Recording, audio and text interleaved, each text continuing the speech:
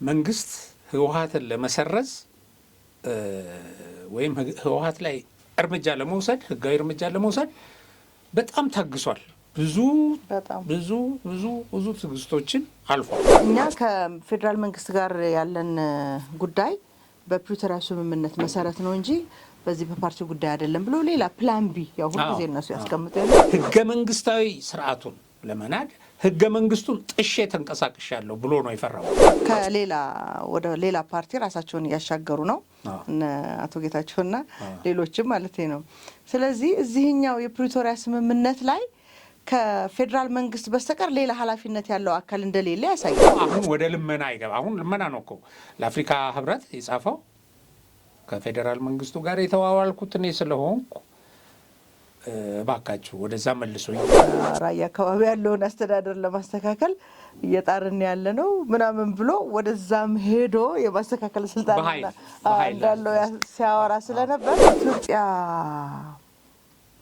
ለትግራይ እስካልሆነች ድረስ ትፍረስ ማፍረስ ነው ያለብን ይላል ቃል በቃል። ለመንግስት ወይ ለኢትዮጵያ መረጋጋት የሆነ አስተዋጽኦ አላት ብለው የሚያስቧት ነገር ካለች እሷን የሚቃወም ስራ ነው የሚሰሩት። ኦኬ ያንን ተመልሶ ያንን ቴክኒክ መጠቀም መጀመር ከጊዜው ጋር ማይሄድ ሀሳብ ስለሆነ ጊዜውን የሚመጥን ትውልዱን የሚመጥን ሀሳብ እስካልያዝክ ደግሞ መውደቅ የግድ ነውና ትልቁ የጌታቸው ኮንፊደንስ የሚሰጠው ምን እንደሆነ ታውቂያለሽ? ኢዝ ኖ ኮራፕትድ ባይዘው ጌታቸው በዚህ በሙስና በዘረፋ በመናም አይታማም። እሱ አይታማም። እውነት ነው። እንደውም ጌታ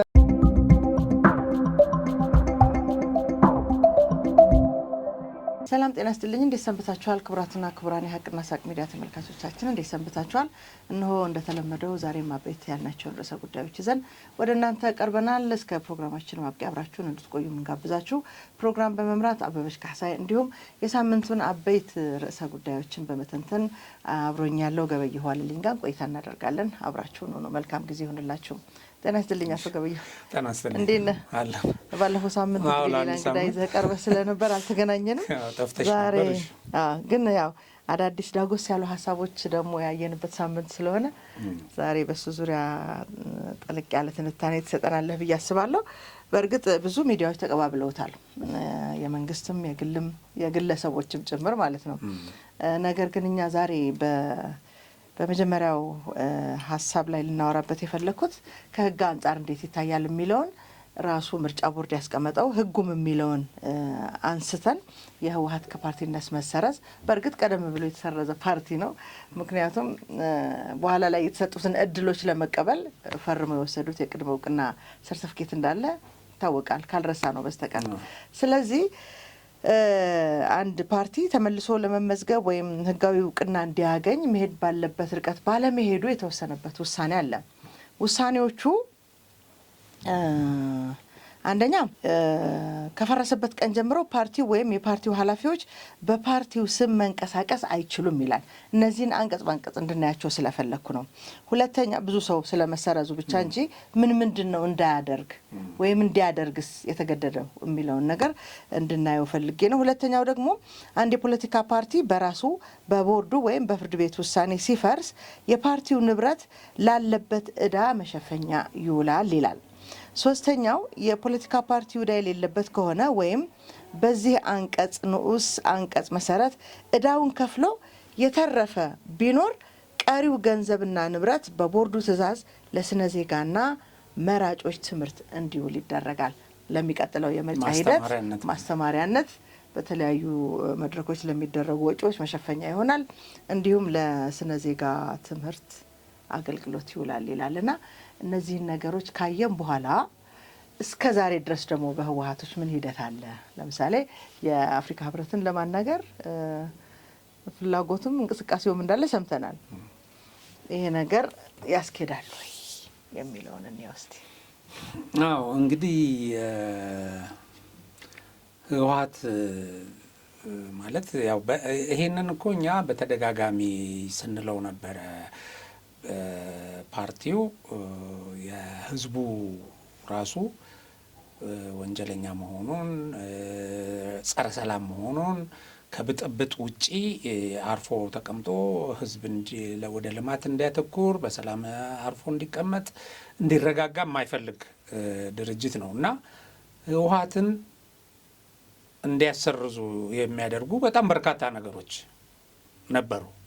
ይሄ አሁን መሰረዙ መጀመሪያ ላይ እንደው የመሰረዙን አግባብነት ስናየው ራሱም ሰርዙኝ እያለ ሲንቀሳቀስ የነበረ ነው ከሚያደርጋቸው ነገሮች አንጻር። ህገወጥ ነው፣ ጦረኛ ነው፣ ይፎክራል፣ ይዝታል፣ እንዲህ ያደርጋለሁ፣ በጠብጣለሁ እንደዚህ የሚል በይፋ ማለት ነው። እንደዚህ አይነት ድርጅት ነው እና ይሄን ድርጅት ግን መንግስት መታገስ አንቺ አሁን ከህግ አኳያ ያሉትን ነገሮች አነሳስታሻቸዋል፣ እነሱን እንመለከታለን እና ግን እንደው ከመሰረዙ አግባብነት አንጻር ያሉትን ነገሮች እንመልከታቸው። እንግዲህ መንግስት ህወሓትን ለመሰረዝ ወይም ህወሓት ላይ እርምጃ ለመውሰድ ህጋዊ እርምጃ ለመውሰድ በጣም ታግሷል። ብዙ ትዕግስቶችን አልፏል። የመጀመሪያው ደረጃ ህወሓት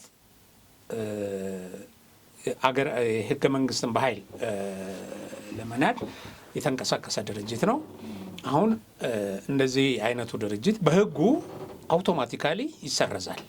ይሄ መጀመሪያ ላይ ተወስዷል። አሁን እነሱ ፕሪቶሪያን ስምምነት የፈረምኩት እኔ ነኝ። ሁለት በውጊያ ላይ ያሉ ኃይሎች እኮ ስምምነት ሲያደርጉ ራሱን ለማክሰም በቃ አሸባሪ ነበርኩ፣ መንግስትን በኃይል ልገለብት ተንቀሳቅሼ ነበረ፣ ኦኬ የተለያዩ በትጥቅ በኃይል ፍላጎቴን ለማስፈጸም የተለያዩ ድርጊቶችን አድርጌያለሁ፣ በዚህ የተነሳ ብዙ ጉዳት ደርሷል፣ ህገ መንግስታዊ ስርዓቱን ለመናድ ህገ መንግስቱን ጥሼ ተንቀሳቅሻለሁ ብሎ ነው የፈረመው። ማለት እነዛ አንቀጾችን ስትመለከቻቸው እኛ ባለፈው እነዛን አንቀጾች ከእንግዳዬ ጋር እያየን ተነጋግረን ነበር። በሙሉ ግዴታ የገባበት ነው። ራሱን ከማክሰም ጀምሮ ራሱን ወንጀለኛ ነኝ ብሎ ከመቀበል ጀምሮ ማለት ነው። ስለዚህ ይሄን ከተቀበለ ይሄ ወንጀለኛ የሆነ ድርጅት ህገ መንግስትን በኃይል ለመንቀሳቀስ የሰራ ድርጅት በኢትዮጵያ የምርጫ ህግ ይሰረዛል። ስለዚህ ይሄ የሆነው ስምምነቱ ሲፈረም ነው። እኔ ወንጀለኛ ነኝ፣ ህገ መንግስት በኃይል ልጥስ ተንቀሳቅሻለሁ፣ ኦኬ አንድ ይሄንን አላደርግም፣ ኦኬ ይሄን ማድረጌ ስህተት ነበር፣ ከዚህ በኋላ የኢትዮጵያን ህገ መንግስት አከብራለሁ፣ አስከብራለሁ፣ ትግራይም ውስጥ በመላው ኢትዮጵያ አፕላይ እንዲሆን እሰራለሁ፣ ቫዮለንስ እንዳይፈጠር አደርጋለሁ፣ ኃላፊነት ቲፒኤልኤፍ ላይ የተጣለ ግዴታ የፌዴራል መንግስቱ ላይ እኮ በአሸናፊነት ሆኖ ህጉን አክብሮ የተፈረመ ስለነበር አብዛኞቹ ግዴታዎች የተጣሉት ቲፒኤልኤፍ ላይ ነው። ሌላ ቫዮለንስ ለመፍጠር የሚንቀሳቀስ ድርጅት በሀገሪቱ ውስጥ ሌላ ከትግራይም ውጪ ማለት ነው አልተባበርም ወይም ለአመፅ ድርጊት አስተዋጽኦ አላደርግም ብሎ ፈርሟል። ይሄን አድርጎ ግን ይሄን ተግባራዊ አላደረገም። ኦኬ ለማንኛውም የመጀመሪያው ይሄ ሽማግሌው ህወሓት የሚሰረዘው በራሱ ፕሪቶሪያ በፈረመው ህግ ነው። የፈረመው ህግ የተቀበላቸው ወንጀለኝነት አሉ። ይሄን አድርጌያለሁ፣ አዎ ሶ እንዲህ ያደረገ ድርጅት ከፓርቲነት ይሰረዛል። ያ እዛ ጋ በቃ አሁን እዛ ጋ ሲያበቃ ከዛ እመጣለሁ ፈራ እንትን እላለሁ ልግባ አለ ወደ ህጋዊ የተደረገለት አሸባሪነት ያው ኮምፕሮማይዝ ተደርጎ ከአሸባሪነት ይውጣ ተባለ። መንግስት ይሄን እንትን አደረገና ከአሸባሪነት እንዲወጣ ተደረገ። አሸባሪ ድርጅት ሆኖ እያለ ማለት ነው። ከዚህ በኋላ አሁንም ሆኖ እያለ ያኔም አሸባሪ ሆኖ ወደፊት የሽብር ተግባር አልፈጽምም ስላለ ለምን ቫዮለንስን እታገላለሁ እንዳይካሄድ አደርጋለሁ ስላለ ይሄንን ኢንካሬጅ ለማድረግ ወደፊት በሽብር ተግባር እንደማይቀጥል ስለፈረመ እነዛን ነገሮች አላደርግም ብሎ ስለፈረመ ከአሸባሪነት እንዲሰረዝ ተደረገ። ኦኬ ወደ ፓርቲነት ለመመለስ ግን የምርጫ ህጉ አይፈቅድም። ሁለተኛ እንዲህ አይነት ወንጀል የፈጸምኩ ድርጅት ነኝ ብሏል፣ ተሰረዘ። እዛ ጋር ከተመሱ ከዚህ በኋላ ይሄ ድርጅት ምንድን ነው ያደረገው? በቃ እንትን ልበል ትግራይም ውስጥ ያለውን ለመፈጸም ይሄ ፕሪቶሪያውን ስምምነት ልቀጥል ብሎ መጣ። እንደ ፓርቲነቴ ይመለስልኝ፣ የፓርቲ ፍቃዴ ይመለስልኝና ልንቀሳቀስ ሲል ነው ህጉ አይፈቅድልህም። ይሄን ደግሞ ላለማድረግም ፈርመሃል፣ ራስህ ተስማምተህ እንደዚህ ነኝ ብለሃል። ስለዚህ ያ የፈረምካቸው ነገሮች ከፓርቲነት የሚያሰርዙ ናቸው፣ ፈጽሜያለሁ ያልካቸው ወንጀሎች ተባለና እዛ ጋር ሲያቆም ተባለ። ምን ይሁን እንደ አዲስ ይመስረት ማለት እንደ አዲስ ፍቃድ ይሰጠውና አዲስ ፓርቲ ሆኖ ይምጣ ሲባል እነዚህን የቀድሞ በወንጀል የሚፈለጉ ወንትር ተብሎ መያዣ ትዕዛዝ የወጣባቸውን የስራ አስፈጻሚዎቹን እንዳሉ ይዞ መጥቶ እድሜያቸውንም ምናቸውንም አጭበርብሮ ብቻ የሆነ ስም ዝርዝር ሰጥቶ እነዚህ ናቸው ሰዎች ያለ። ኦኬ ህወሓት ወጣት ሰዎች እንኳን አስገብቶ ግን ያን የሚፈልገውን ርዕዮተ ዓለም በእነሱ አማካይነት እንዲካሄድ ከወጣቱ ፍላጎት ጋር እንዲጣጣም ሁሉ አይፈልግም። ለምን? ስልጣን ርስት ነው፣ እስኪሞት ድረስ ያደርጋል። እነዛኑ ሰዎች፣ እነዛኑ ወንጀለኛ ሰዎች፣ እነዛኑ ለለውጥ ዝግጁ ያልሆኑ፣ እነዛኑ አሸባሪ ሲያሸብሩ የነበሩና አሸባሪ መሆናቸው በህግ የተወሰነባቸውን ሰዎች አምጥቶ ይሆናል በእነዚህ መሰረት ቀጥላለሁ አለ። እሺ ተብሎ ሰርቲፊኬት ተሰጠው። ይሄ ሁሉ መደረግ ያልነበረበት ነው ማለት የተወሰነ መንግስት በትዕግስት ሄዷል ምልሽ ነገሮች ናቸው እነዚህ ሁሉ ነገሮች። ብዙ አስታሙ። አሁን እነዚህን እንትን አደረገና ደብረጽዮን መጥቶ ከምርጫ ቦርድ ይሄንን ፈርሞ ሲቀበል የክልሉ ጊዜያዊ መንግስት ፕሬዝዳንትነትም ይሰጠኛል የሚል ተስፋ ነበረው። ኦኬ እሺ ብሎ ፈርሞ ሄደ። አሁን ፈርሞ ሲሄድ እንግዲህ ተመልከች፣ ከዚህ በስተጀርባ ምን አለ? የኢህአዴግ ንብረቶች፣ ማአት ነገሮች። ኢህአዴግ ተመልሶ ህወሓት ተመልሶም እንደገና ስልጣን ተስፋ ያደርጋል። ኦኬ ለምን ብዙ ጊዜ እየሞተ ብዙ ጊዜ ጣረሞት ውስጥ ሆነ ብዙ ጊዜ ግሉኮስ ተቀጥሎለት የተነሳ ድርጅት ነው። ይሄን ተስፋ ስለሚያደርግ እንትኑን ሳያዩት ህወሓት የምትባለው ያ ሽማግሌው ያ ሀገር እንትን ሲል የነበረው የአድራጊ ፈጣሪው ከስሟል። ኦኬ እንደገና ጊዜያዊ መንግስት ውስጥ ደብረጽዮን ስልጣን አልተሰጠውም። የነጌታቸው አካሄድ በተወሰነ ደረጃ የፕሪቶሪያውን ስምምነት ለማስፈጸም መንቀሳቀስ ሆነ። ለማጭበርበር ለማወናበድ ሳይሆን ማለት ነው። ልክ ይሄ ሲሆን ምንድነው ያደረገው? አልቀበልም እና የመጀመሪያውን መልሶልኛል። አሁን የተሰረዘበት ይሄ ሁለተኛ የተሰጠው ነው። ጉባኤ አካሄድ እነዚህ ነገሮች አሟላ ሲባል አላሟላም። ለምን? እኔ የምፈልገው ያኛውን ነው። ቋሚ ርስት አለኝ። ርስቴን አምጡ፣ ይሄን አልፈልግም። ይሄን በዚህ ጊዜ ተነጥቀሃል፣ አሁን ይሄንን አድርግ። አላደርግም አለ። አሁን ምርጫ ቦርድ እንትን ያለችው ይሄ አዲሱን ሰርተፊኬት ነው የወሰደበት። ደብረጽዮን ፈርሞ የወሰደው በፈረመው መሰረት ግዴታውን ያልተወጣበትን ማለት ነው። ይሄ ነው። አንዳንድ ጊዜ ህወሓት ሞተች እንደዚህ ሆነች ምናምን የሚባለው ነገር ህወሓት ቀደም ብላ ነው የሞተችው። ያው መቃብር አፍ ላይ ሆና ይፍጨረጨራል እንጂ ያ የድሮ ህወሓት እሱ ሞቷል። አሁን ይሄ የአዲስ እንዲመዘገብና በአዲስ መንገድ ከዚህ ቫዮለንስን ከማስፋፋት ከጸረ ሰላም ኃይሎች ጋር ከመተባበር ከዚህ ውጪ ሆኖ የሚንቀሳቀስ ቢሆን ኖሮ ማለት ነው። በዚህ ፍላጎት የተሰጠውን እንትን ያው አመከነው። ለምን? ወደዛ መምጣት ስለማይፈልግ ህወሓት ከዛ ከበፊቱ ህወሓት ውጪ ተፈጥሮ የለው። ያ ከሚዘርፈው ህወሓት ከሚገለው ለምን? በጦርነት ውስጥ ሁሉ እኮ ያው እንግዲህ ጌታቸው ያጋለጠው በጣም የሚዘገንኑ ነገሮች ለኛ ነው እንጂ ጌታቸው ለነሱ የተለመዱ ለኛም አይዘገንንም። ጌታቸው ስላለው ነው እንጂ ከጌታቸው አፍ ስንሰማው እኛማ ይሄን ስንል እኮ ነበር አይደል?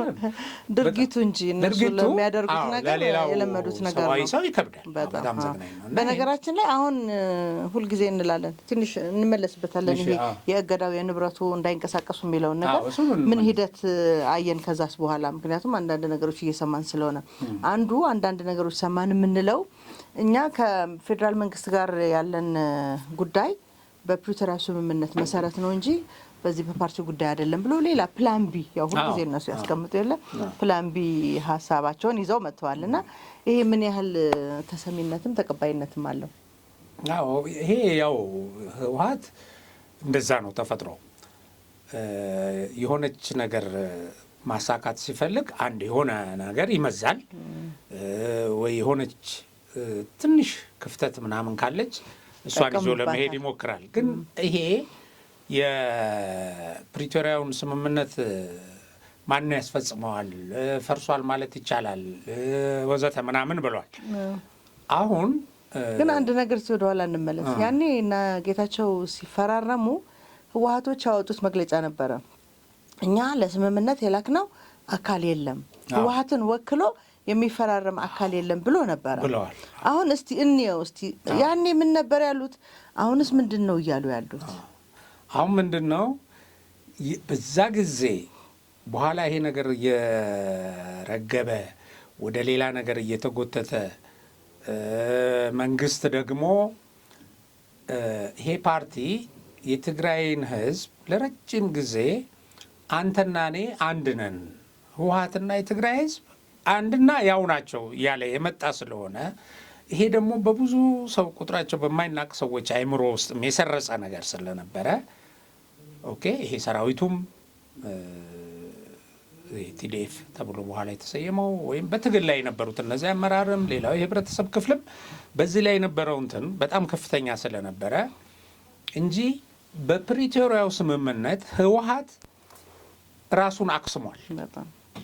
ምን ያደለሁም አዎ አሁን አንደኛ እኔ አይደለሁም ብሏል። ኖ ስምምነቱም ላይ ሲሄድ እነዛ የተላኩት ሰዎች እኔ ያላኳቸው አይወክሉኝም ብሏል በመግለጫ። አሁን ይሄንን ያለው እንግዲህ ሁለት ካርድ ይዞ ለሱ የሚጠቅመውን ስምምነት ይወስዳታል። ፕሪቶሪያ ስምምነት ይላል። ይኸው አሁን ድረስ ማለት ነው። ያኔ እኔ ሳልካቸው ነው የወሰኑት ያለውን። ለምንድን ነው እንደዚህ ያላቸው? ፓርቲውን ለማክሰም ስልጣን ይሄን በማድረጋቸው ምክንያት እነዚያ የፈረሟቸው ነገሮች በሙሉ ህወሓትን አደጋ ላይ የሚጥሉት የሚያክስሙ ስለነበሩ እኔ አይደለሁም አይመለከተኝም አለ። ኦኬ እነዛ ደግሞ በተደጋጋሚ ሲናገሩ እንደነበረው ህይወት የማዳን ጉዳይ ስለነበረ ያኔ እስትንፋሳችንን ታንቀን የነበረበት ጊዜ ስለነበረ ያንን ፈርመናል፣ አድነናቸዋል እነሱን ጭምር ምናምን ነው የሚሉት። አንደኛ ይሄ አሁን የትም የሚያስኬድ እንትን አይደለም።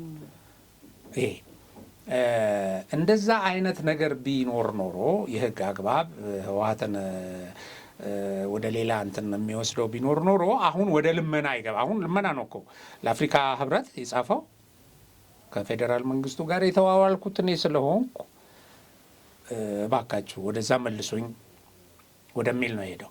ይሄን አድርጎ ግን መሪዎቹ በአሁን ሰዓት ከተለያየ ቦታ እየተደበቁ ነው የሚኖሩት። እንደ በፊቱ አሁን እንደዚህ አደባባይ ወጥተው የሚያቀራሩበት ሁኔታ ምናምን የለም። ትላንት ያየነው ሰልፍ ራሱ እኮ አንደኛ እሱ ነው። ህዝቡ ይሄ ህጋዊ ያልሆነ አሁን የተሰረዘ እንትን ተነስቶ ዝም ብሎ ህዝቡና ወደዚህ ልጎትተ እነሱ የማይቆጣጠሩት ምንም አይነት ተግባር ተፈጽሞ በማያውቅበት ክልል ህዝብ በራሱ መንገድ ባመነበት የተለመደ አይደለም። ይሄ የተለየ ነው። ስለዚህ ራሱ ተነሳሽነት ወጥቶ ህወሓትን ምን ያህል ከጫንቃው ላይ እንድትወርድ ይፈልግ እንደነበረ እቺ ሁለተኛዋን ብትሆን በስም እያጭበረበሩባን ነበር እንግዲህ እስካሁን ድረስ። አሁን ምንም አይነት ህጋዊ መሰረት የላቸው። ህወሓት ተነስቶ ሰራዊት ለማዘዝ፣ ህወሓት ተነስቶ ህዝብ ለማዘዝ ምንም መሰረት የለው። ምንድነው የሚሆነው? ወደዛ ከገባ አሸባሪ ነው የሚሆነው ወደ ነበረበት።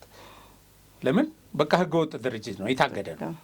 ምንም ነገር ማንቀሳቀስ አይችልም። ሌሎች ነገሮች ተከታትለው ይመጣሉ። አሁን እኛ ላክነውም ብለዋል። እዛ ጋር አንድ ክህደት ተፈጽሟል። ከዛ በኋላ ደግሞ ፈራሚዎቹ ደግሞ እኛ ነን ከራሱ ከሌላ ወደ ሌላ ፓርቲ ራሳቸውን እያሻገሩ ነው አቶ ጌታቸውና ሌሎችም ማለት ነው። ስለዚህ እዚህኛው የፕሪቶሪያ ስምምነት ላይ ከፌዴራል መንግስት በስተቀር ሌላ ኃላፊነት ያለው አካል እንደሌለ ያሳያል።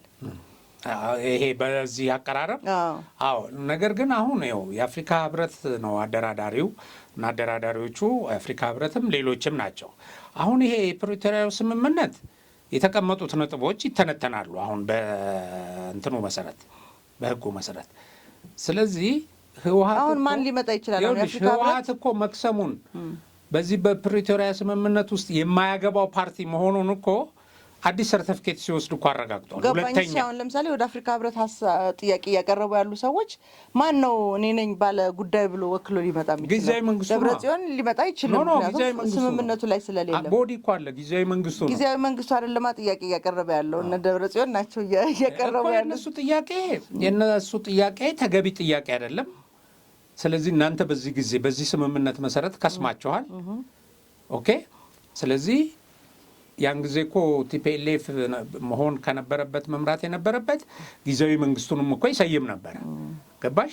ተመርጫለሁ ሁሉ የተመረጥኩ መንግስት ነኝ አልፈርስም ሁሉ ብሎ ነበር አይደል? ተወራኝ ግን አዎ ትፈርሳለህ ተብሎ ነው የፈረሰው ህወሓት መራሹ መንግስት ማለት ነው። ፈርሶ ሌላ ጊዜያዊ መንግስት በማን ተሰየመ? በፌዴራል መንግስት። በምን? በፕሪቶሪያው ስምምነት መሰረት። ኦኬ። አሁን ይሄ ሂደት ነው ይሄዳሉ። ሁለተኛ ነገር አሁን ህወሓት የሚለው እኔ ያለሁ እኔ መቀጠል አለብኝ እኔ ይህን ጉዳይ የፕሪቶሪያ ስምምነት ማስፈጽመው ከፌዴራል መንግስቱ ጎን እኔ ነኝ ሲል ሰርተፊኬቱን ከመጥቀማቱ በፊት ይሄ ራሱ በጊዜያዊነት የጸደቀለት ሰርተፊኬት በዚህ መሰረት አዲስ ፓርቲ ሆነና የተባለበትን መመሪያውን አላከብርም ብሎ እንደውም አልፈልገውም ሊሰርዝ ይችላል ሁሉ እኮ ብሎ ይሄን አይደለም እኔ የምፈልገው ያኔ ድሮውን ነው ይሄን እኮ አልቀበልም ብሎ የጊዜ ገደቡን አቃጥሎ በቃ ራሱን ለመጨረሻ ጊዜ የልጅ የሆነችውንም እንትን ቢሆን ያከሰመው እሱ ነው። ስለዚህ ምንም አይነት ክፍተት የለውም። ቀጥሎ እንግዲህ እነዚህ ሰዎች ይሄን ወደ ማደናቀፍ ቢሄዱ በህግ ይጠየቃሉ። ከዚህ በፊት እኮ የመያዣ ትእዛዝ የወጣባቸው ሰዎች ናቸው። ለሰላም ሲባል ያ ነገር የቆመ ነው። ከዚህ በኋላ ለሚያደርጓት እያንዳንዷ ነገር በህግ እንደሚጠየቁ ታስረው እንደሚገቡ ስለሚያውቁ አሁን እንትን ብለዋል ወደ እስር ቤት። ግን ህዝቡ ላይ የስነ ልቦና ጫና ለማሳደር ምን አድርገዋል? አሁን ወፍጮ ቤትን ዱቄት አስፈጭታቸው አስቀምጡ ብለዋቸዋል። እንደዚህ ብሎ መመሪያ መስጠቱን አታውቅም? እንዴ አዲስ አበባ ያላችሁ ደረቅ ምግብ አዘጋጁ። ደረቅ ምግብ አዘጋጁ። ይሄን አሁን ይሄ እንግዲህ ሌላ የአሸባሪነት ተግባር ነው። ይሄን አስቢ። ህዝቡ በሰላም ስነ ልቦናው እንኳን ተረጋግቶ እንዳይቀመጥ ማለት ነው። ነገር ግን ህወሓት አሁን ወደ ጦርነት ሊገባ የሚያስችል ቁመና ላይ አይደለም ያለው። ከዚህ በኋላ ፌዴራል መንግስት እንትን ሄዶ ማነው ስሙ ይሄ ተንቤን በረሃ ሄዶ አይደለም የሚዋጋው ከህወሓት ጋር በዚህ ደረጃ የተደረገ መሸሸጋም የላቸውም። ካለበት ይዞ ትላንት የነበረው ሰልፍ ላይ በጣም ደስ ያለኝ ቃል አለች። እንግዲህ ሰልፍ ሲመሩ የነበሩ ወጣቶች የለበሱት ሀሳብ አለና ጽሁፉ ምን ይላል? አልናፈቃችሁንም ልብ አርግ ማለት አሁን ሰሞኑን ምን ብሏል ደብረጽዮን?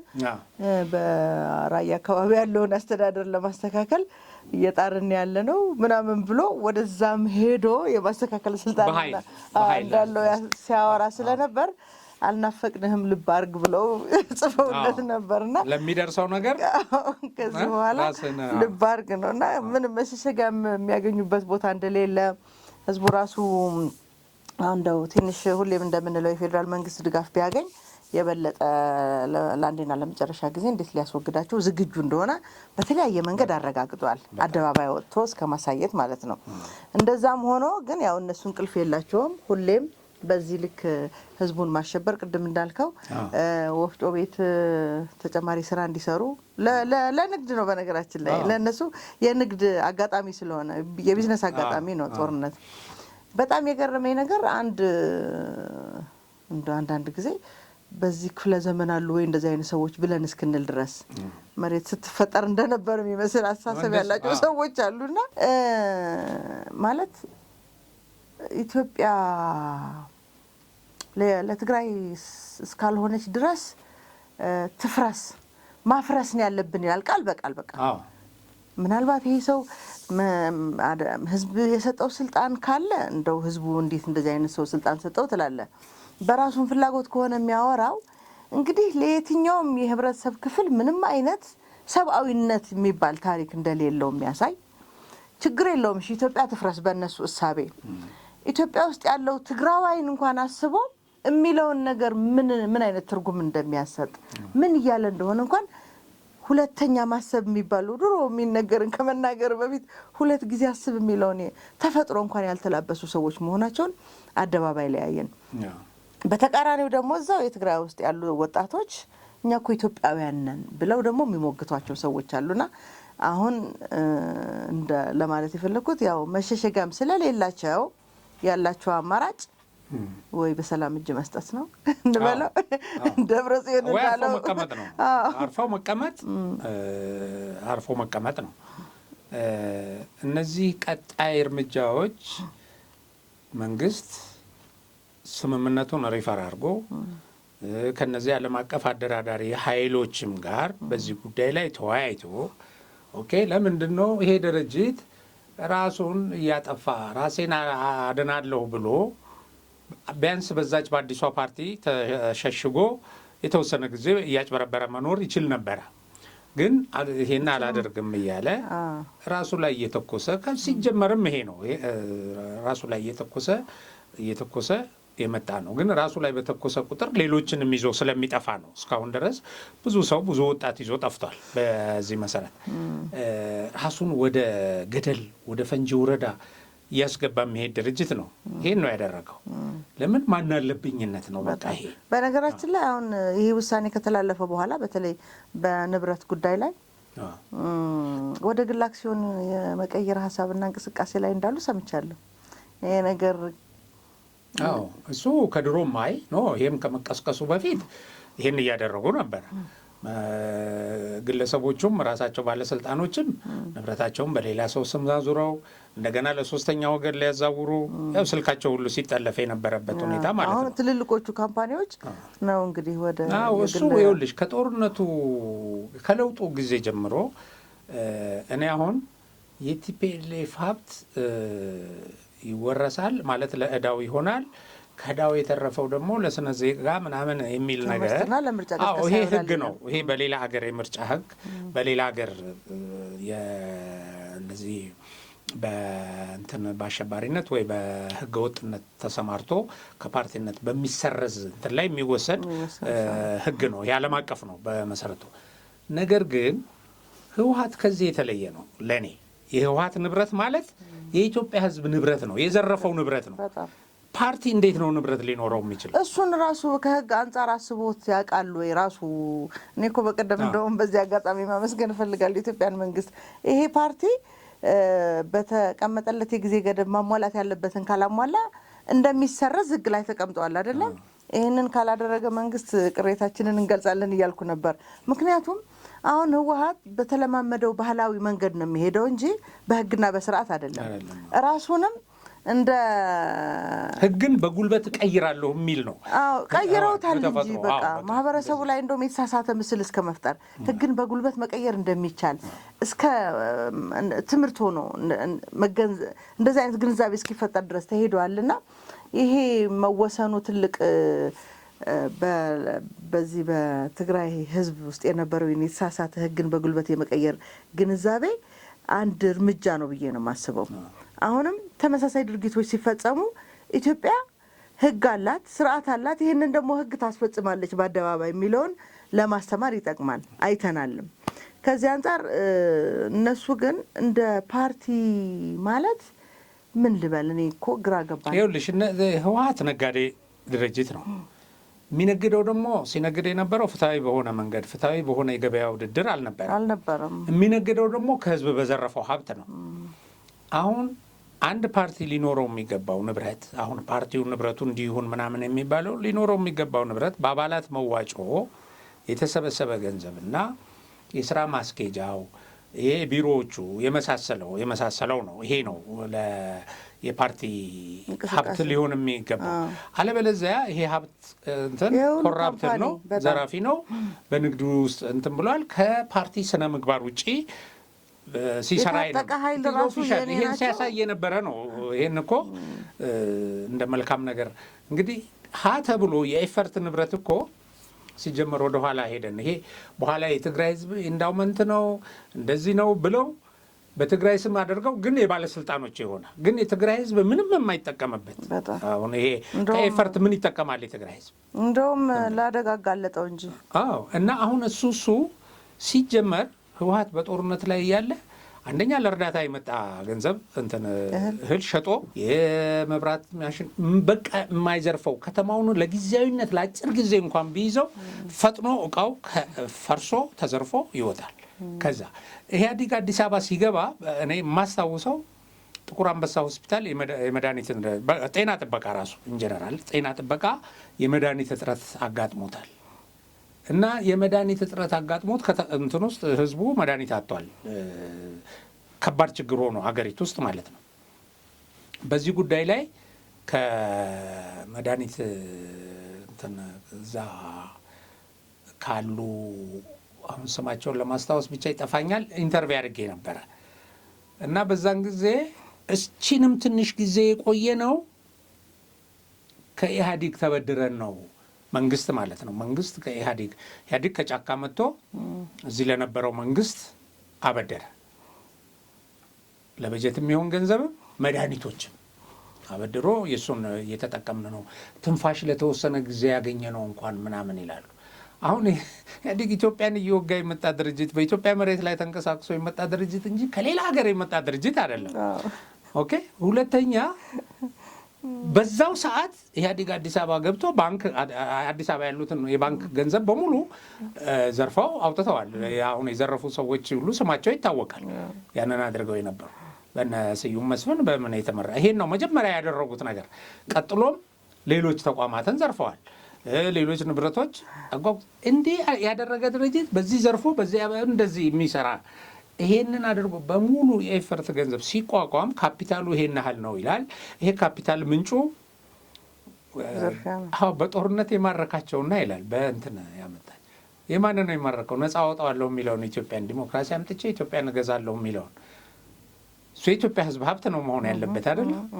ጦርነቱ ሲያልቅ ግን ይሄንን አድርጎ የእርዳታ አልሸጦ ቅድም እንዳልነው ከደርግ ጦር መሳሪያ እንገዛ ነበር ብሏል ስብሀት አንድ ወቅት ላይ እና ያ በዶላር መሳሪያ ይገዙ ከነበረ ከደርግ ዶላሩ የእርዳታ እህል የመጣው ምንዛሬ ነው አይደለ? አዎ ሱዳኖች ይሸጡላቸው ነበር። ያ እንትኑ ሲናገር ከሱዳንም ይገዙ ነበር መሳሪያ። እንደገና ደግሞ ያው ሰዎችንም በመሳሪያ አከራይተው ከሻዕቢያም እንደዚህ ያገኛሉ። እሱ ብዙ ነበር እንትናቸው እና እንደዚህ ያደረገ ንብረት ይሄ ፎርዛት ማተር በሙሉ የህዝብ ንብረት ነው። የኢትዮጵያ ህዝብ ንብረት ነው። የኢትዮጵያ ህዝብ ሀብት ነው። ከዛ ውጪ የፓርቲ ንብረት ተብሎ የሚመጣ ነገር የሆነ ትንሽ ነገር ካልሆነ በስተቀር ምንድን ነው የፓርቲ ሀብት ከሆነ በትክክል በህጉ መሰረት ከተረጎመ አንደኛ እሱ ነው። ሁለተኛ እንደተባለው ዕዳ በጣም ያለበት ነው። ደግሞ እንደ ፓርቲ ግለሰቦችም መሬት እየወሰዱ መሬቱን አስይዘው ገንዘብ እየተበደሩ ከባንክ መሬቱ ላይ ምንም ልማት ሳያደርጉ አሁን የልማት ባንክ ዕዳ ያለባቸው ብዙ ባለስልጣናት አሉ። ራሳቸው ቲፒኤልኤፍን የሚመሩ ሰዎች ኦኬ። ቲፒኤልኤፍም በብዙ መልኩ ከኢትዮጵያ ካዝና ተበድሮ በፓርቲ ስም ብዙ ነገሮች ያካሄደ ድርጅት ነው ይታወቃል። ይሄ የሆነ አንድ እንትን ላይ ዝርዝር ወጥቶ ነበረ የቅርብ ሰው ነን ብለው ካወጡት እዚህ በፓርቲ መዋቅር ውስጥ የነበሩ ሰዎች የፋይናንስ ውስጥ ምናምን የነበሩ ሰዎች እና ዕዳውን ጭራሽ እኮ ቲፒኤልኤፍ የነበረው ኢህአዴግ ማነው ይሄ ብልጽግና ሲቋቋም የኔም ንብረት እዛ ውስጥ ስላለ እካፈላለሁ። ለምን ኢህአዴግን ያቋቋሙ ድርጅቶች አሉ አይደል ኦፒዲዮ ምናምን እና በዛ የኔ ድርሻ አለ ይል ነበር። እንግዲህ እዛ ውስጥ ድርሻ ካለው ዕዳውን ይከፍላል እሱ ዕዳውንም ከሸፈነለት ማለት ነው። እና ዞሮ ዞሮ ህጉ ይሄን ድርጅት በማገድ ብቻ ያባራም ንብረቱን ይዘርፈዋል። ህጉ ማለት ንብረቱን ያግድበታል። አዎ ህጉ ይሄንን ያደርጋል። እሱ ብቻ አይደለም በአመራር ላይ ያሉ ሰዎችም ንብረት በህግ ይታገዳል። እስከ ዛሬ ግን ትልቁ ሀብቱ ይሄ ኤፈርት ብሎ በትግራይ ኢንዳውመንት የሚለው ንብረት ባልተገባ ፍትሐዊ ባልሆነ ውድድር የዘረፈው ከዚህ ከስኳር ፋብሪካ ከምን የተዘረፉ ናቸው እና ለእነዚህም ተጠያቂ ሆኖ እነዚህ ንብረቶች ሁሉ የሆነ ጊዜ ታግደው በሆነ እንትን ኮሚቴ ነበር የሚተዳደሩት። እኔ ታግደው የኢትዮጵያ ሕዝብ ሀብት ለባለ ሀብቱ መመለስ አለበት። ኢቭን የትግራይንም ሕዝብ ምክንያቱም የትግራይ ሕዝብ ሀብት ነው ይበሉ እንጂ አይደለም፣ በፍጹም የትግራይ ሕዝብ ሀብት ሆኖ አያውቅም። እያየናቸው አይደል? የትግራይ ሕዝብማ በምን አይነት የድህነት አረንቋ ውስጥ እንዳለ ጭራሽ በድህነቱ ላይ ውሃ መቀሌ አሁን እነሱ እያስተዳደሩ መቀሌ ሄደው ከዚህ ሸሽተው መቀሌ እንኳን ከትመው እኮ ውሃ የለንም የሚል ነበር ሕዝቡ። መንግስት ደግሞ በጀት ይሰጣል። አሁን በጀቱን አሁን ራሱ ጊዜያዊ መንግስቱ እኮ ለወታደሮች 8 ቢሊዮን ህዝብ ለወታደሮች ሲሰራ ለህዝቡ ምንም አልሰራም። ስለዚህ አሁን በበጀቱ የታሸገ ውሃ እየገዙ ይጠጡበታል። ህዝቡ ውሃ የለውም። እስከ ዛሬ ድረስ የ50 ዓመት ጥያቄ ነው የትግራይ ህዝብ ጥያቄ፣ የውሃ ጥያቄና ለውጥ ያመጣሉ ብለን ስናስብ እንግዲህ ለውጥ ኢህአዴግን ማለት ቲፒኤልኤፍን የመሰለ ድርጅት እርግጥ አሁን እንደ ድርጅት ስታስቢው ያው ፈራርሷል። ጥቂት ሰዎች ናቸው አሁን ቆመው። ከዚህ በኋላ እንደውም በሰዎች ስም ብቻ ነው ልንሰራ ነው። ምን ይዘው ነው? ምን አለው? አሁን አንደኛ አሁን እንግዲህ ከሀብቱ ትነጥየዋለሽ። ኦኬ። ይሄ ደግሞ ታጣቂው በዲዲአር መሰረት ወደ ህግ መምጣት አለበት። ትጥቅ እየፈታ ፌዴራል መንግስት ሰራዊት ወደዛ ማስገባት አለበት። ህግና ስርዓትን ማስከበር አለበት። ድንበር ሉዓላዊነት መከበር አለበት። እና በዚህ ጊዜ ቲፒኤልኤፍ የሚቀሩት በቁጥር የሚቆጠሩ ሰዎች ናቸው የሚሆኑት። እነሱም ወደ ሀገራቸው ይሄዳሉ። አሁን አንደኛው ኤርትራ ገብቷል ጌታቸው አሰፋ የሚል ነገር አይቻለሁ። እና እነሱም ወደ ሀገራቸው እየሄዱ ነው ብለናል። ኤርትራ ገብቶ ጌታቸው አሰፋ ኤርትራውያኖች ወይ ይሄ ሻዕቢያ ዝም ካሉት በጣም ነው የሚገርመኝ፣ ጭራሽ ፋሲሊቴት ካደረጉለት። ምክንያቱም የደህንነት ኃይሉ እኮ ኤርትራን እኮ ለማድቀቅ 20 ዓመት ሙሉ የሰሩት። አንዳንድ ጊዜ በሁለቱ ሰዎችና ሰዎቹ የፈጠሯቸው አስተሳሰቦች ያሉ እነሱን የሚከተሉ በሻዕቢያና በህወሓት መካከልና በጣም ከማህበረሰቡ ባህሪ ተፈጥሯዊ ባህሪ በተለየ ስትሰማው ስታየው የምታፍርበት ነገር ነው።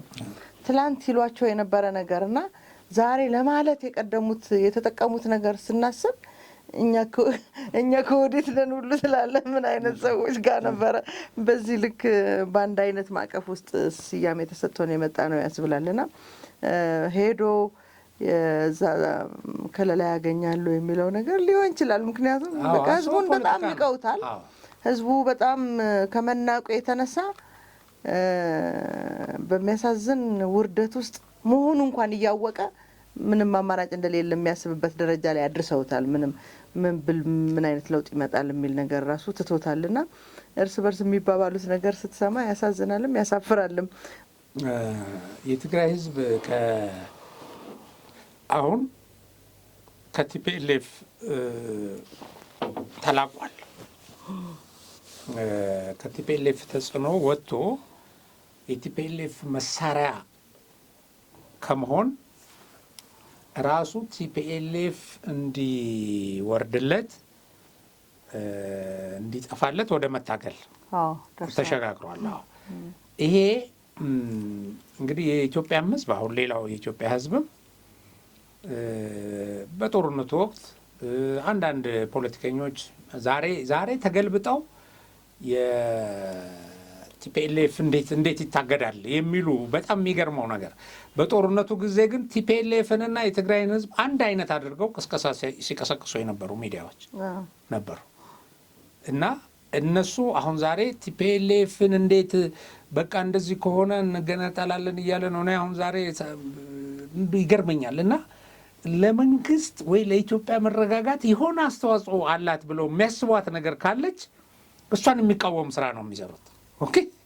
እና ይህንን ሲያወግዙት የነበረውን ድርጅት አስቢ፣ ጭራቅ አድርገው ሰይጣን አድርገው ሲስሉት የነበረውን ድርጅት እንደገና ደግሞ በተሳሳተ የፕሮፓጋንዳ ስልት ደግሞ ከህዝቡ ጋር አንድ ላይ አድርገው ሲሰሩበት የነበረው ነው።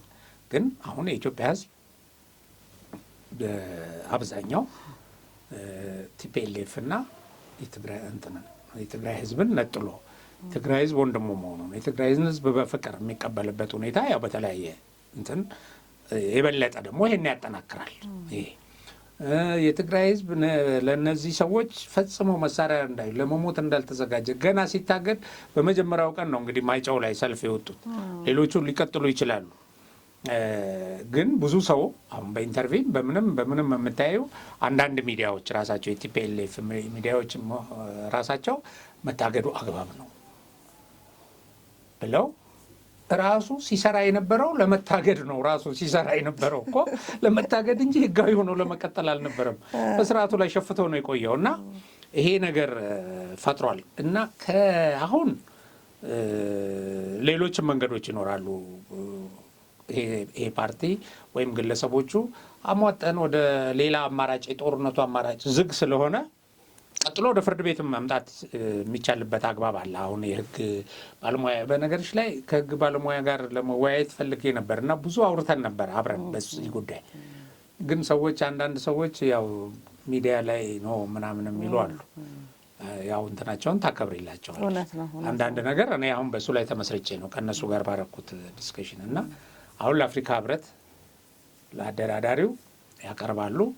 የአፍሪካ ህብረት ኦኬ ፕሪቶሪያ ስምምነት አንተ ነው የፈረምከው አይደለም፣ እሱን ክሊር ያደርጋል። ስትፈርም ምን ብለህ ነው የፈረምከው የሚለው ይሄ ይተነተናል።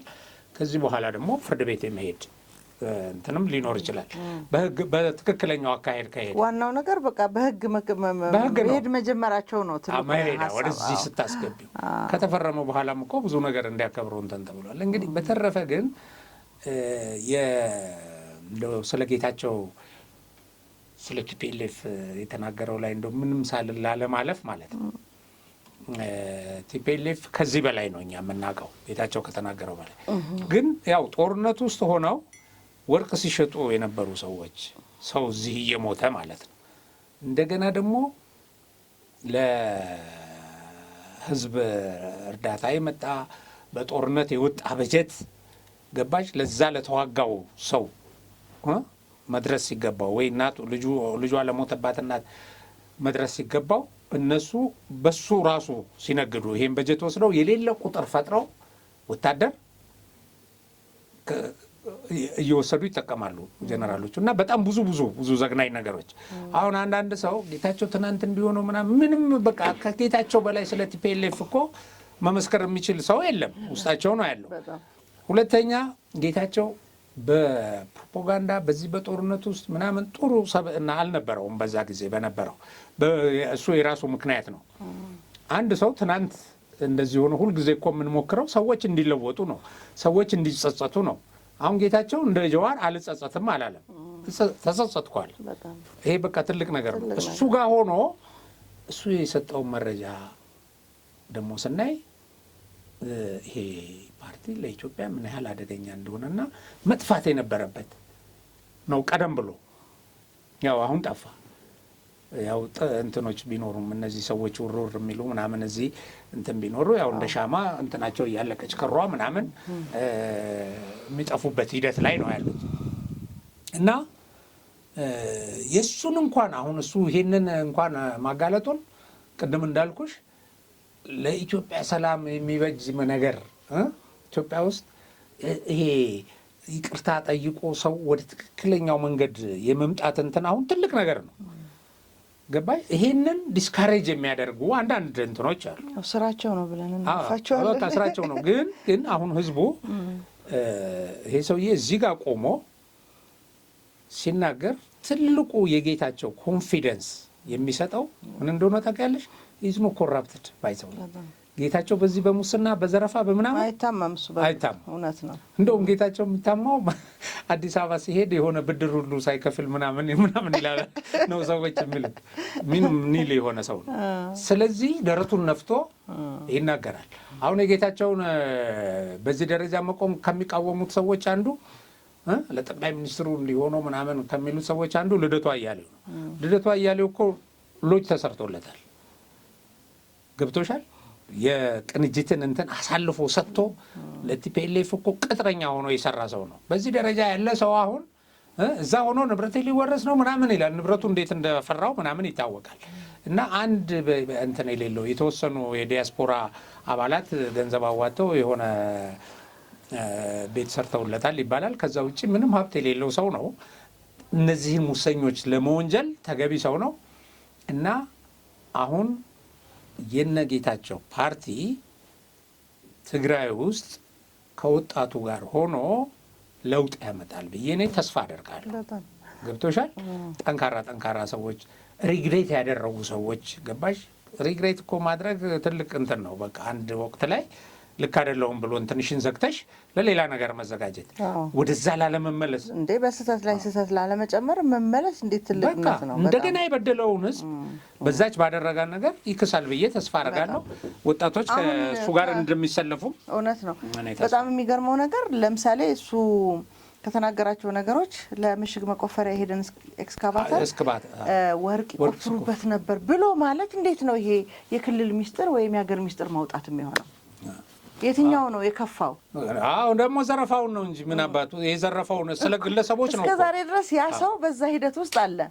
ይሄ ነው እንግዲህ እስካሁን ድረስ ለተፈጠረው ችግር ምክንያት የሆነው ብሎ መናገርና ህዝቡን መታደግ፣ እንዴት አድርጎ ከጠቅላይ ሚኒስትር ጋር መገናኘት ለጠቅላይ ሚኒስትር አገልጋይነት ነው ብሎ ለማለት ምናልባት እነዚህ ሰዎች የትግራይ ህዝብ እስከ መጨረሻ እንዲጠፋ ከመፈለግ ካልሆነ በስተቀር የጌታቸውን ንግግር ህዝብ ይታደጋል ወይስ ጠቅላይ ሚኒስትር ነው የሚጠቅመው የሚለውን ሚዛን ላይ እና የሚያጋልጠው ደግሞ ዘራፊን ወንበዴን ቡድን ነው የሚያጋልጠው። ወንበዴ ግለሰቦችን ነው የሚያጋልጠው። ወደፊት ተመሳሳይ ዘረፋ እንዳይካሄድ የትግራይ ህዝብ አዌር ሆኖ እዛ እኮ የተወሰኑ ወጣቶች እኮ ድንጋይ ሲወረውሩ ምናምን ያለው እንዲወርቅ እንደዚያው ሲሄዱ በጣም ስለዚህ እንዲህ አይነት ትውልድ ተፈጥሮ እነዚህን ሰዎች ከዘረፋቸው እንትን ለማለት ተገቢ ነው እና በዚህ አዲሱ ትውልድ ከነዚህ ሰዎች ጋር ቆሞ ለውጥ ያመጣል፣ ህዝቡን ወደ ሰላም እንዲመጣ ወደ ልማት እንዲመጣ ያደርጋል ብዬ ተስፋ አደርጋለሁ። ግዴታም ነው እንጂ። ወደ ቀጣይ ርዕሳችን እንመለስ። ወደ ሁለተኛው ርዕሰ ጉዳያችን እንግዲህ አጠር አድርገን እሱን ደግሞ እንየውና የዛሬ ፕሮግራማችንን እንቋጫለን። ቅድም ወደ ልጆቻቸው እንለፍ ብዬ ነበረ። ባለፈው የጡት አባት በሚል የህወሓት የጡት አባት ሻዕቢያ ነው ብዬ ነበርና የአሸባሪዎቹ በፋኖ ስም ህዝብ ወደ መከራ ያስገቡትም የጡት አባታቸው ህወሓት እንደሆነ መግለጽ ይቻላል። እንደውም በጣም የሚያመሳስላቸው የጥፋት አካል መሆናቸው ነው። ባለፈው አንድ ሰው ነግሮኛል። ወደ 70ዎቹ ዓመተ ምህረት አካባቢ ትምህርት ቤት በማቃጠል ላይብረሪ በማቃጠል ያው ባንክ መዝረፍ ያው ራሳቸው እንደ ጀብድ የሚያወሩት ታሪክ ነው የህዝቡ ማለት ነው። እና በዚህ ልክ ደግሞ የተተኩ በዚህ ልክ ከሄድን ነው ወይም ከሄዳችሁ ነው እንደኛ ድል የምትቀዳጁት የሚመስሉት ህዝቡን ወደ መከራ ስላስገቡ ትንሽ እናውራና እንግዲህ ለህዝቡ በቂ መረጃ ሰጥተነው የዛሬ ፕሮግራማችንን ብናበቃ። አሁን ይሄ ጽንፈኛው አካባቢ ካለፉት ጊዜያቶች በጣም በተለየ ሁኔታ በጣም ብዙ ቁጥር ያለው ኃይል ከነአመራሩ ከነትጥቁ እጁን እየሰጠ ነው ለመከላከያ ሰራዊት። በጦርነቱም በሚደረጉ ተከታትሎ የመምታት ለሰላም እጁን አልሰጥም ያለውን በመምታት ረገድም ከፍተኛ ውጤት እየተገኘ ነው። አንድ መሰረታዊ ነገር ሰው እንዲገነዘብ ነው የምፈልገው። አሁን በዚህ በሽብር በዚህ በእንትኑ በጽንፈኛው ውጊያ ይሄን ቦታ ተቆጣጠርን። አሁን ጦርነት በፊት ይለካ የነበረው በቲፒኤልኤፍ መቀሌ ማነው አክሱም ገባ ሰራዊቱ እንትንን ተቆጣጠረ እየተባለ ነበረ ይገለጽ የነበረው። አሁን እንደዚህ በሚባል መልኩ የሚጠበቅ እንትን አይኖርም። የማይኖረው ለምንድን ነው? እነሱ ይዞታ ስለሌላቸው ነው። እነሱ ቋሚ ይዞታ ጠቅላይ ሰፈር መስርተው ካምፕ መስርተው ምሽግ ቆፍረው መከላከያ ወረዳ ይዘው እንደ ሰራዊት ያሉ ኃይሎች አይደሉም። ኦኬ። ስለዚህ ከአንዱ ወደ አንዱ እየተሽለኮለኩ የሚሄዱ እንደገና እንደ ቡድንም አሁን የሚደራጁበት እንትን ከዚህ በፊት በተደጋጋሚ እንዳደረግነው እውነት ነው። አሁን ደግሞ የበለጠ ይሄ ማዕከላዊ እንትናቸው የቡድን አደረጃጀታቸው ፈርሷል። አንድነት ባሉት ማግስት ነው እንግዲህ መገዳደሉ የፈጠረው መፍረሱ ታሪክ ውስጥ እና ተዛብተዋል። አሁን ኮሚኒኬት አድርገው ማዕከላዊ አመራር ተቀብለው የሚንቀሳቀሱ አይደሉም። የተወሰነ ቁጥር እየያዙ ይሄዳሉ። አንደኛ ይዘርፋሉ፣ ሁለተኛ ነገር በቃ ነፍሳቸውን ለማዳን ይሯሯጣሉ። ይሄን እየተከታተለ ነው አሁን ሰራዊቱ እና እዛ ያለው የጸጥታ ኃይል ሚሊሻው፣ አድማ ብተናው ባይዘዌ በጣም በተቀናጀ ሁኔታ ተልኳቸውን እየፈጸሙ ነው። ይሄ ኃይል በጣም በተናበበ ሁኔታ እነሱ ከዚህ በፊት ይሄ አድማ ብተና ሚሊሻ ሲቋቋም መሳሪያ ይዞ ወደኛ ይመጣል እንደዚህ የሚል እንትን ነበራቸው። በቃ አሁን የተወሰነ ጊዜም ይሄን ያህል መጣ እያሉ ፕሮፓጋንዳ መስራት ጀምረው ነበር። እጁን ሰጠ ወደኛ እጁን ሰጠ ወደኛ። ግን በብዙ ምክንያት እነዚህ ሰዎች እኮ እንዲህ አይነት ነገር ሊያገኙ ይችሉ የነበሩት እነሱ ለአማራ ሕዝብ የሚታገል ዓላማ ቢኖራቸው ነበረ። ነገር ግን የአማራን ሕዝብ እየገደሉ ያሉ፣ የአማራን ሕዝብ ሰላማዊ ሕይወት እያወቁ ያሉ፣ በአማራ ሕዝብ ላይ መንገድ እየዘጉ ትምህርት ቤት እየዘጉ ያሉ ናቸው። ስለዚህ ይሄ አድማ ብተና ሚሊሻ የምትየው የነዛ ልጅ ነው። አሁን እንደነሱ በሽፍትነት በምናምን የራሱን ሕዝብ እንዳይዘርፍ ሲሰለጥን በትክክል ተገንብቷል። በስነ ልቦና ደረጃ አንዳንዶች እየወጡ አይተሽ እንደሆነ የሚሰጡትን እንትን መግለጫ ምናምን ሲሰጡ በጣም ቁጭት ያላቸውና በዚህ ኃይል ላይ ከፍተኛ ጥላቻ ያላቸው ናቸው። በህዝብ ላይ ባደረሰው ነገር በዚህ የተገነቡ ናቸው በስነ ልቦና እና እንዲህ በቀላሉ መሳሪያ ይዘና እንደዚህ የሚባሉ አይደሉም። ሁለተኛ ይሄ ቡድን ተስፋ እንደሌለው አይቷል። አሁን ማንም ተስፋ እንደሌለው እኮ ሚዲያዎቹም የእነሱ ሚዲያዎችም እኮ ያውቃሉ። ምንድን ነው ምን ሊያደርግ ነው ምን ይላሉ። እና የያዘው ከተማ የለም፣ ያሳካው የፖለቲካ ግብ የለም። ይዞ ከተነሳ ውስጥ ቁመናው እለት በእለት እየፈረሰ ያለ ነው። በብዙ ቁጥር እየተማረከ ነው፣ መሪውም ጭምር። በሌላ መንገድ ደግሞ እርስ በርስ እየተጋደለ ነው። እና በዚህ ደረጃ ያለ ድርጅት ነው ይሄ ድርጅት። አንድ ብዙዎች የሰላምን አማራጭ እየተቀበሉ በጣም በብዙ አሁን ከዚህ በፊት ከነበረው ለምሳሌ አሁን በጎንደር አካባቢ በአንድ ጊዜ 73 እንትን መጥቷል። በወሎ አካባቢ ብዙ ቁጥር ያለው እንደዚሁ መጥቶ ህዝቡ የመስተዳደር አካላቱ አቀባበል አድርገው የሃይማኖት እንትኖች እንኳን ደህና መጣችሁ ብለው የገባለ። ሰሜን ሸዋም እንደዚሁ። አሁን ይሄ ቁጥር ከፍ ያለ ነው። መሳሪያ ይዞ ነው ከመሪዎቹ ጋር ነው። እንግዲህ ይሄ ድርጅት አይደለም። አሁን ብዙ ጊዜ ከውይይት ጋር ከሰላም ድርድር ጋር ከእንደዚህ ጋር ይታያል። ለምሳሌ የሰላም ድርድር ሲባል ከማን ጋር ታደርገዋለህ? አዎ አሁን የነዘመነ ካሴ ቡድን አሁን የመሰረተው ድርጅት ከዚህ ከነ እስክንድር በተጻራሪው ማለት ነው። የወሎ ጠቅላይ ግዛት፣ የሸዋ ጠቅላይ ግዛት የማን ነው አይደለ? የወሎ ፋኖ፣ የሸዋ ፋኖ፣ የጎንደር ፋኖ ተብሎ ከጎጃም ፋኖ ጋር ሆነው እነዚህ አንድ ድርጅት መሰረት ነው። ግን ይሄ ድርጅት 13 ሰዎች ኮሚቴ ያለው መሪ የለም። ተፋጠጥ ነው። አሁን ሁሉም ትነግሳለህ የተባለና መንገስ አለብኝ ብሎ የሚያስብ ነው። ስለዚህ ሊቀመንበር የለውም፣ ምክትል ሊቀመንበር የለውም። እንደዚህ አይነት በዓለም የሌለ አደረጃጀት ፈጥረው ስለዚህ አሁን እንዴት አድርገሽ ነው ድርድር ቢባል አንደኛ እነዚህም እኮ 13 ሰዎች አንድ አመለካከት አንድ አስተሳሰብ ያላቸው አይደለም። ያኛው በጎጃም ስር መሆን የጎጃም ተጽዕኖ መኖር የለበትም። ጎንደር በጎጃም እንትን አይንም ዘመን አይመራውም። ይሄኛው ሸዋም ወሎም እንደዚሁ በተፋጠጠ ያለ ነው። እነ ምሬም በአቅማቸው እንትን ይፈልጋሉ ንግስናውን እና ከኔ ሊወስዱ ነው ወይ እኔ በዚህ መስዋዕትነት ከፍዬ የሚሉ አይነት በእንደዚህ የተደራጀ ኃይል ነው። አሁን አንዳንዱ እነሱ በርስ በርስ መገዳደል ውስጥ እንግዲህ ይሄ ኃይል ከየት ጋር ከነዚህ ከነስክንደር ቡድን አማራ ህዝባዊ ድርጅት ምናምን ከሚባለው ጋር እየተዋጋ ነው። ሸዋ ውስጥ ውጊያ ይካሄዳል፣ ወሎ ውስጥ ውጊያ ይካሄዳል፣ ጎንደር ውስጥ ውጊያ ይካሄዳል። ያው መሪዎች እርስ በርሱ መሪዎች ሁሉ ተገድለዋል። አሁን አንዳንዱ ከዛ ለማምለጥ ወዴት ነው? ወደ መከላከያ ሰራዊት።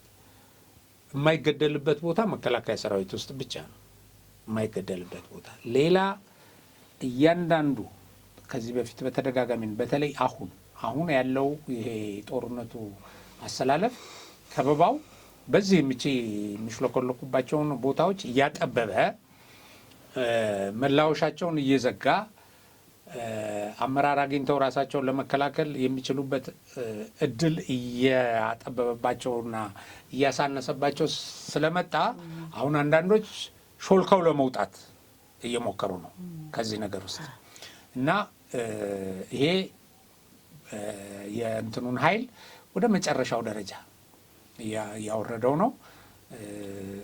ይሄ በምንድነው በምርኮ አሁን የሚመጡት ሰዎች ሲገልጹ ታያለሽ። በተለያየ ስልክ ልውውጥ ሲገልጹ ታያለሽ።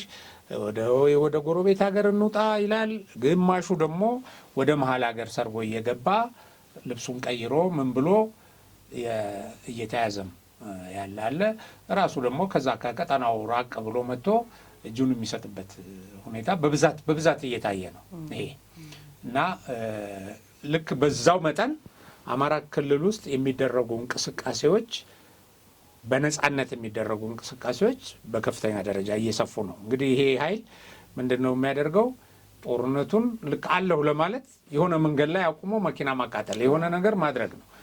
ይሄን ነው እና ይሄንን አሁን በነጻነት አማራ ክልል ውስጥ መኪኖች በብዙ ቦታዎች ተንቀሳቅሰው ህዝቡ ከቦታ ቦታ ሄዶ ሰርቶ የሚበላበት የሚነግድበት ሁኔታ ተፈጥሯል። ለረጅም ጊዜ እነሱ ምሽግ የነበሩ አካባቢዎች ሁሉ በመከላከያ እጅ ወጥተው አሁን ይሄ ቡድን እንዳልኩት ተበትኖ እዛም እዚህ ነው። እንግዲህ ልክ ሌላው ቦታ ይሄ ሽፍታ የሄደ አደጋ እንደሚያደርሰው እንደዚህ ይሆናል። ህዝቡ ከዚህ ቡድን መነጠል የተቻለበት ሁኔታ አለ። ህዝቡ አሁን በቃችሁን እያለ ነው። አንድም ኑ ግቡ ይላቸዋል፣ አንድም ደግሞ ተውን እያለ ነው። ይህም በተለያየ መድረክ አይተናል። ሌላው እንትን ላይ ደፍሮ አሁን ከዚህ በፊት ሽምግልና እርቅም የሚጠይቋቸውን ሰዎች ይገሉ ነበር።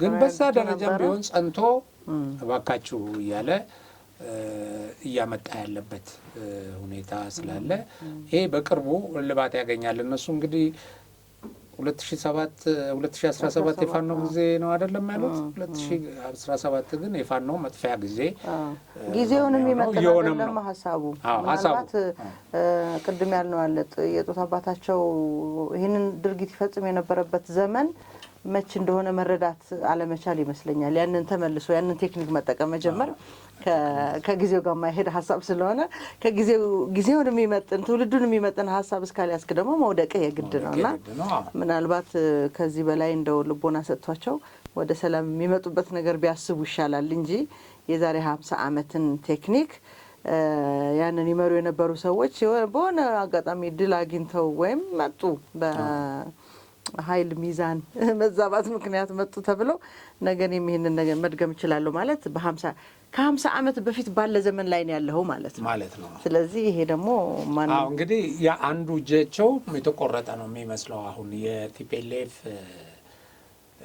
ከዚህ በፊት ተተኳሽ መሳሪያ ያገኛሉ በግዥም በእርዳታም ይህን ተልእኮ አስፈጽሙልን እያሉ ያው ይሰጧቸው ነበር፣ ይናገራሉ